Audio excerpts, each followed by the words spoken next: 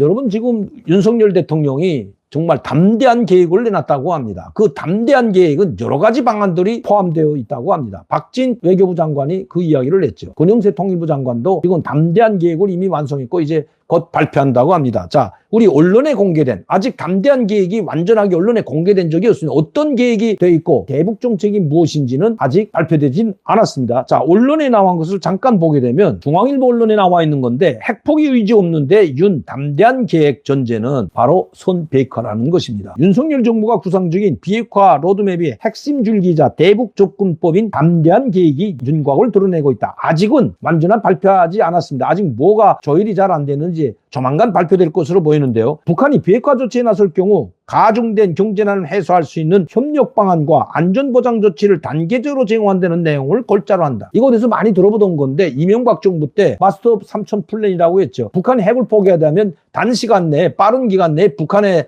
GNP를 1인당 GNP 3,000달러로 올려놓겠다 했던 그 계획과 좀 비슷한 데가 있는 것 같습니다. 뭐 하긴 윤석열 정부 핵심 계층을 보게 되면 이명박 정부 때 있던 사람들이 지금 대체로 들어와 있는 것으로 보입니다. 그리고 이명박 정부 때 요직에 있던 사람들이 지금 윤석열 정부에 들어와서 요직에 있기 때문에 그런 사람들이 아마 그때와 비슷한 계획을 세우지 않았나 이렇게 볼 수도 있는 거죠. 자, 지난 21일, 20일 각각 진행한 대통령 업무보고를 통해 비핵화 해법으로 담대한 계획을 제시했다. 외교부의 경우 원칙과 일관성이라는 기준을 제시하며 비핵화의 실질적 진전 시 국제사회와 협력에 담대한 계획을 추진한다고 설명해. 국제사회와 언제는 뭐 협력을 안 했나요? 통일부 역시 북한이 실질적 비핵화 조치에 상응하여라는 전제하에 담대한 계획을 강조했다. 선비핵화 전제한 윤 대북 정책. 이 같은 내용을 종합하면 윤석열 정부의 담대한 계획은 북한이 실질적이고 선제적인 비핵화 조치를 선결 조건, 자, 비핵화를 선결 조건으로 한다는 겁니다. 핵 포기를 하지 않으면 아무것도 얻을 수 없다는 겁니다. 인센티브와 비핵화 진전을 주고받음으로써 생기는 선순환 구조는 북한이 포문을 열어야 시작될 수 있다는 의미입니다. 전임 문재인 정부가 정전선언 등 비핵화 프로세스의 물꼬를 마련하기 적극적인 대북 접근에 나선 것과 대비된다. 정부는 아직 담대한 계획이 구체적인 내용을 공개하지 않았지만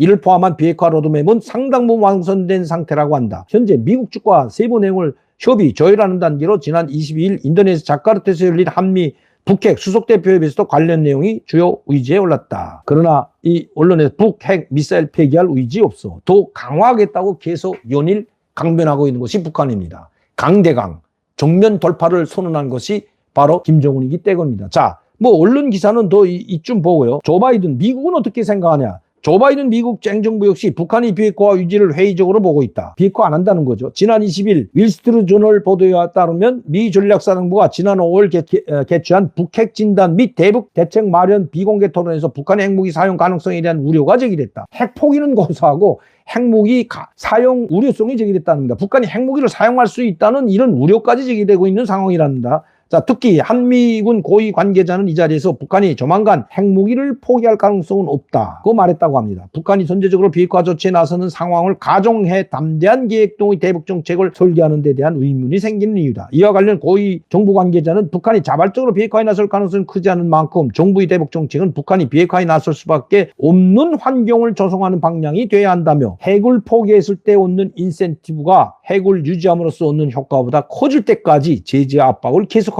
언제든 북한이 대화에 나선다면 이를 바탕으로 협상이 시작될 수 있다는 시그널을 보내고 있다고 말했다. 제재 압박 강도를 강화한 뒤 북한이 비핵화 조치를 받아줄 때까지 기다리겠다는 대북 접근법. 윤석열 정부의 주요 과제 중 비핵화 문제가 후순위를 밀려난 결과로 이어질 토지가 있다. 실제 외교부 는 업무보고서를 통해 총 7개의 핵심 추진 과제를 제시했는데 북한 비핵화 추진은 이 중 5번째 과제로 명시다. 7번째 업무 추진 보고 중에서 5번째 들어갔다. 북한 비핵화가 쉽지 않기 때문에 대북 정책은 뒤로 밀려나고 한미 간에 북한을 압박할 수 있는 한미 연합훈련 정기화 그리고 정상적인 훈련을 재개하고 전략자산을 반입해서 북한이 미사일을 발사하거나 핵실험을 하게 된다면 전략자산을 반입해서 선제 공격도 할 수 있는, 즉 북한의 핵기지에 대한 선전 공격을 강행함으로써 북한의 핵을 사용하지 못할 의지를 꺾어버리겠다는 것이 윤석열 정부의 핵심 로드맵인 것 같습니다. 자, 언론도 지금 그렇게 보고 있습니다.